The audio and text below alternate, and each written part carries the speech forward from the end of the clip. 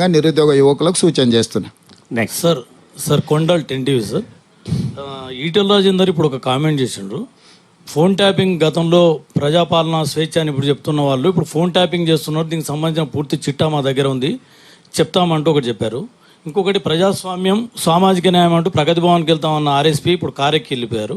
ఆ వర్గాలకు మీరు ఏం చెప్పాలి? ఫోన్ ట్యాపింగ్ విషయంలో వాళ్ళదే కేంద్ర ప్రభుత్వం. చిత్తశుద్ధి ఉంటే ఈటెల రాజేందర్ గారు విచారణకు ఆదేశించాలి.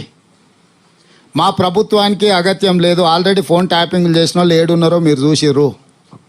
చిల్లర మల్లర ఆరోపణల ద్వారా ఈటెల రాజేందర్ గారు ఎలాంటి ప్రచారాన్ని పొందరు. టీవీలలో స్క్రోలింగ్లు వస్తాయేమో కానీ దానివల్ల ఏం ప్రయోజనం ఉండదు. మీదే ప్రభుత్వం ఉంది, మీ ప్రధానమంత్రి ఉన్నాడు, మీరు విచారణకు ఆదేశించండి ఫోన్ ట్యాపింగ్లు ఏమన్నా ఉంటే.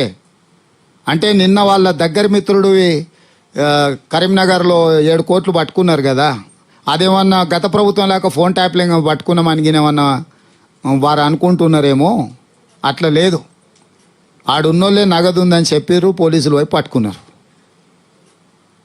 రెండవది ఏదో ఆర్ఎస్ ప్రవీణ్ గారా, మంచి మిత్రుడు, సామాజిక స్పృహ బాధ్యత ఉన్నవాడు. అప్పుడప్పుడు కొన్ని కేసీఆర్ని అందుకే మీకు పాతకాలంలో రాక్షసుడు ఉంటాడు, ఎదురుగా యుద్ధం చేయడానికి పోతే సగం బలం గుంజుకుంటాడని. ఎవరు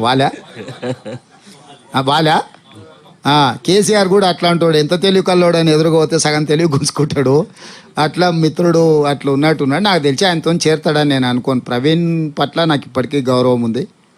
ఒక సామాజిక బాధ్యత ఉండి ప్రజల కోసం తన ఇంపార్టెంట్ పోస్ట్ అంటే తన డీజీపీ అయి ఉండేవాడు సర్వీస్లో ఉంటే.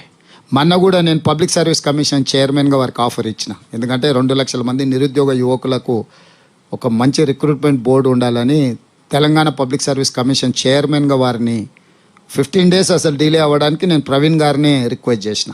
వారు ఉంటే మంచిగా ఉంటుంది, బాగుంటుందని. వారు అది కూడా తిరస్కరించారు. లేదు, నాకు ఇంకా పెద్ద బాధ్యత ఉన్నది, సమాజంలో నేను చేయాల్సిన పని ఉంది అని వారు. సో మరి ఈరోజు ఒకవేళ వారు కేసీఆర్తో చేరుతున్నారంటే ఇంకా వారే తెలంగాణ సమాజానికి జవాబు చెప్పాలి. ఇంకా నేను కామెంట్ చేయడానికి కూడా ఏం లేదు, ఎందుకంటే వారి పట్ల మన్నున్న గౌరవం ఈరోజు కూడా నాకుంది.